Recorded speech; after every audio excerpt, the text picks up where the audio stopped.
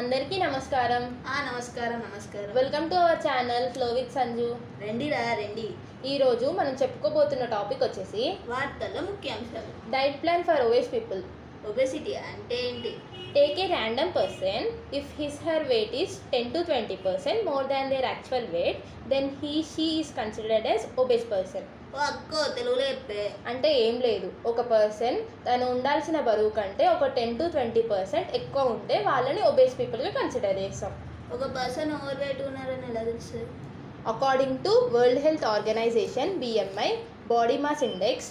BMI అంటే ఒక person తన హైట్కి తన వెయిట్ తక్కువ ఉన్నాడా, ఎక్కువ ఉన్నాడా, నార్మల్గా ఉన్నాడా అని తెలియజేయడాన్ని BMI అని అంటారు.